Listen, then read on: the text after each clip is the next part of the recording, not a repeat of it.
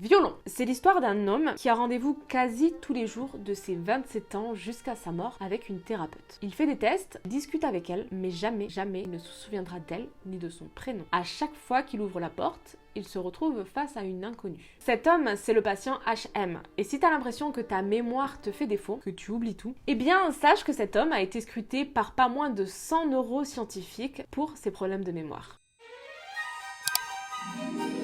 Yo mes petits hippocampes, aujourd'hui parlons de la mémoire. Il était une fois Henry Molaison. Henry est né le 26 février 1953 dans le Connecticut.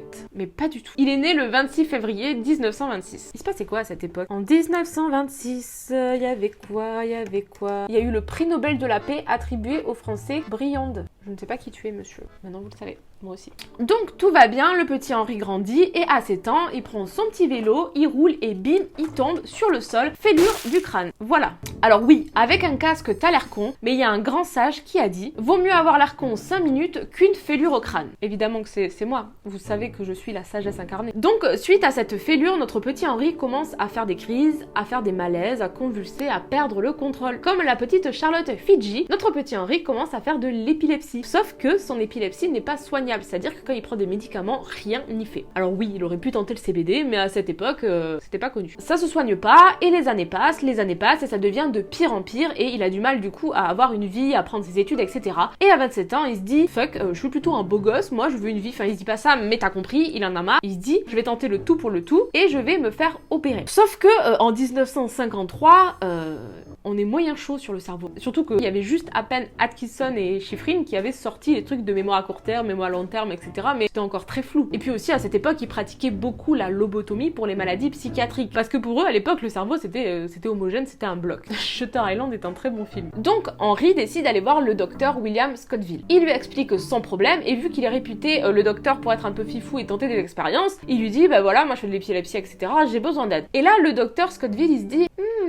je pense que on va t'enlever l'hippocampe. L'hippocampe est une structure du cerveau faisant partie du lobe temporal du cortex cérébral. Et oui, son nom est bien tiré de l'animal hippocampe, ce petit cheval des mers. Alors ne me demandez pas pourquoi, j'étais pas là, mais il trouvait que ça ressemblait, donc l'hippocampe, voilà. Comme ça, vous allez vous en souvenir. Le système limbique est considéré comme le cerveau primitif. Il est aussi impliqué dans la faim, dans la motivation, dans la libido, l'humeur, la douleur, le plaisir, la mémoire, etc., etc. L'hippocampe est la structure la plus précocement et gravement touchée dans nombreuses maladies neuropsychiques telles que la maladie d'Alzheimer ou encore l'épilepsie. Plus d'hippocampe égale plus de problèmes. Et c'est ce qu'il fit le 1er septembre 1953. Et c'est comme ça que Henry Molaison est devenu le patient HM. En gros, Henry s'est réveillé, il a dit yo, on lui a dit yo. On a vu que sa personnalité elle était restée pareille, que même il avait gagné un petit peu en QI, donc on s'est dit hop, tu peux retourner chez ta mère. Sauf que le docteur Scottville a laissé au patient HM la plus grosse amnésie totale décrite dans les neurosciences. Mais on part sur une amnésie complète, c'est-à-dire une amnésie antérograde et rétrograde. Mais qu'est-ce que ça veut dire? Donc grosso modo, l'amnésie c'est l'oubli. On va imaginer que les souvenirs ça laisse des traits. Ces traits on va les appeler les traces mnésiques. L'oubli,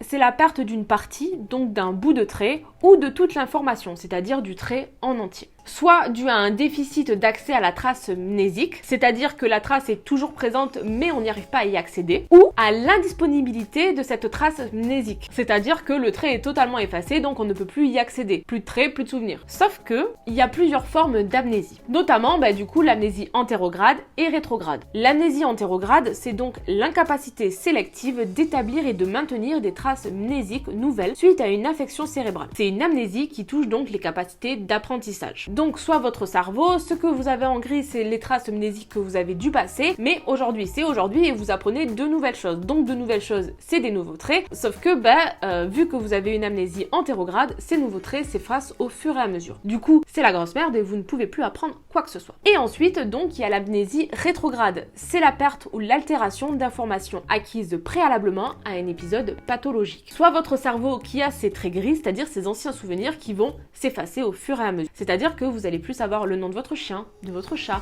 de votre femme, etc., etc. C'est encore plus vénère. Et c'est ce qui arrive quand vous buvez de l'alcool ou que vous prenez des drogues. Donc vous êtes à votre soirée, vous buvez, et là, hop, le matin, il ne reste plus rien. Haha, c'est rigolo, j'ai fait un blackout. Le cerveau, c'est Ce n'est pas le sujet du jour, mais c'était un petit teaser d'une des prochaines vidéos qui arrivera sur cette chaîne et qui concerne l'alcool. L'alcool et la mémoire, une histoire très fascinante. Bon, notre patient HM, il a donc perdu ses souvenirs et en plus de ça, il est incapable d'en former des nouveaux. Donc là, le docteur, il va se dire, bon, il y a un problème, je vais envoyer quelqu'un analyser notre patient dans son quotidien. Et donc, il y a la neuropsychologue, en outre des autres, Brenda Milner, qui va s'occuper du cas HM. Et donc, son travail à elle, c'est d'essayer de comprendre et de faire passer des tests à ce monsieur. Elle s'aperçoit à travers les tests que quand elle lui montre des choses, il arrive à s'en souvenir à peu près 15 minutes et 5 minutes plus tard, il a totalement oublié. Donc, elle lui refait faire plusieurs fois les mêmes tests et il a une autonomie de 15 minutes. C'est-à-dire qu'au bout de 15 minutes, il sait même plus qu'il est en train ou qu'il a passé un test. Dans ce genre d'amnésie, c'est aussi très dur pour l'entourage parce que tu n'es plus autonome. Là, Milner, après les tests, elle se dit on est nul. On lui a enlevé l'hippocampe et le mec,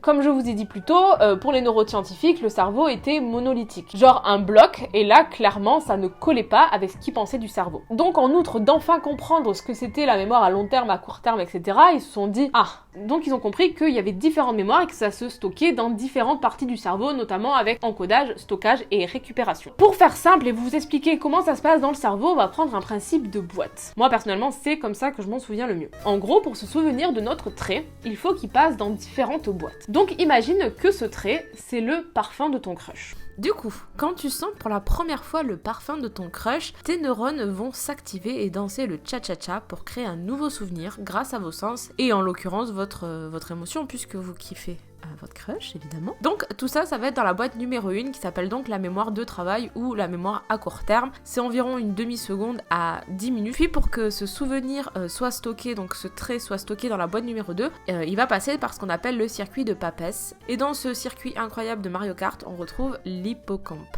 En gros, l'hippocampe, c'est le carrefour, l'endroit qui sert à consolider votre souvenir. Et plus on va sentir l'odeur ou essayer de la réactiver en mémoire, plus on va consolider le souvenir. Donc oui, vous sentez la douille arriver. Et ensuite, évidemment, quand c'est assez consolidé et que ça va se répéter, ça va passer dans la boîte numéro 2 qu'on appelle donc la mémoire à long terme. Sauf qu'à notre patient HM, on lui a enlevé donc l'hippocampe.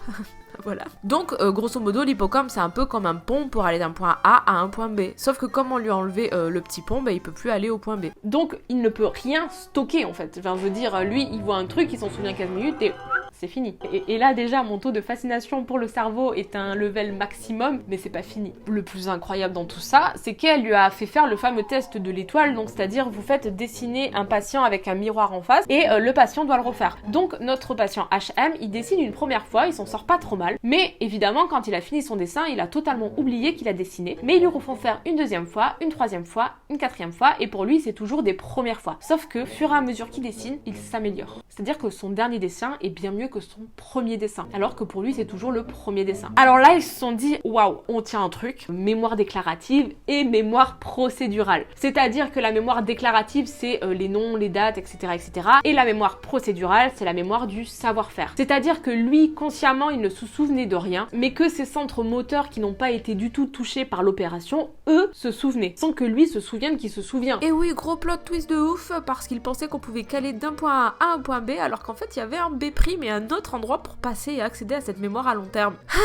En gros, ils se sont aperçus que c'était le pont qui mène au chemin de la mémoire déclarative qui était cassé, mais pas celui qui menait à la mémoire implicite. Là, ils ont dit waouh, on était genre totalement à côté de la plaque. C'est la mémoire du savoir-faire et la mémoire du savoir. C'est-à-dire que vous pouvez savoir faire des choses sans le savoir. Moi, je trouve ça trop bien. C'est pour ça qu'on dit que quand vous révisez, il faut revoir plusieurs fois, faire travailler vos mémoires, etc., parce que c'est plusieurs boîtes et ça se travaille ensemble. Donc, grosso modo, pour récapituler les types de mémoire, voilà, bon, je veux pas vous refaire avec la mémoire à court terme, nanana. Et donc, après la mémoire à court terme, ça passe par différents endroits, donc l'hippocampe, et ça mène à donc la mémoire à long terme. Et on y retrouve d'un côté dans le lobe temporal médial la mémoire déclarative, donc la mémoire explicite, avec la mémoire épisodique. Donc la mémoire épisodique, c'est les événements vécus avec leur contexte, le date, le lieu, l'état émotionnel, etc. Par exemple, si vous avez fait votre mariage ou si vous avez eu votre examen, votre permis, etc., vous allez plus facilement vous en souvenir parce que voilà, c'est un épisode, bref, vous avez compris. Et dans ce même endroit, il y a aussi la mémoire sémantique, c'est où on stocke ses connaissances générales, donc les connaissances actuelles sur le monde, les définitions de concepts abstraits, etc. Genre par exemple, vous savez que Sarkozy a été président, voilà, c'est mémoire sémantique. J'ai pris le premier truc qui me venait en tête. Et de l'autre côté, nous avons donc la mémoire non déclarative, donc implicite. Et c'est là que se trouve notre fameuse mémoire procédurale, comme je viens de vous le dire dans cette vidéo, c'est une mémoire à long terme qui permet la motricité automatique. Par exemple, quand vous conduisez votre voiture ou quand vous jouez à Mario Kart, c'est de la mémoire procédurale. Quand vous cuisinez, faire cuire vos pâtes, etc., vous pouvez le faire sans trop réfléchir, logiquement. Après, il y a encore d'autres mémoires, etc., mais de toute façon, vous avez le schéma devant vos yeux, et évidemment, on ne sait toujours pas tout parce qu'il y a encore des recherches et il y a encore de tout qui fait que c'est encore tout est remis en question. En fait, on n'en sait pas grand-chose, mais globalement, aujourd'hui, on en est là, à peu près, sur les types de mémoire. Pour son malheur, le patient HM a quand même eu beaucoup de chance parce qu'il y a beaucoup de gens qui ont eu des problèmes similaires et tout le monde s'en est battu la race. Et c'est grâce, du coup, malheureusement et heureusement, à lui et surtout à tous les chercheurs qui se sont battus pour comprendre ce qui se passait, qu'ils ont plus que compris la mémoire, ils l'ont totalement redéfinie. Henry Molaison est mort à l'âge de 82 ans, donc il a vécu dans un endroit parce qu'il était plus du tout autonome. C'est très dur pour la famille, vous êtes plus du tout apte à vivre seul, vous ne pouvez plus vous débrouiller seul puisque quand vous avez la mémoire qui bug, c'est compliqué. Et quand il est mort, ils ont pris son cerveau, ils l'ont scanné et ensuite ils l'ont découpé en plein de petits morceaux, etc., pour le reconstruire, pour prendre des photos et faire une carte mentale de neurones. Tout le monde est en mode waouh, c'est dingue. Voilà, j'espère que cet épisode vous aura plu, que j'arrive à vous transmettre ma passion pour les neurosciences. N'hésitez surtout pas à partager cette vidéo pour me soutenir, à commenter et à vous abonner à la chaîne YouTube si ça n'est pas déjà fait. Aussi à me rejoindre sur mes divers réseaux sociaux. Je vous fais des gros bisous et je vous retrouverai dans un prochain épisode. Sur ce, bye bye.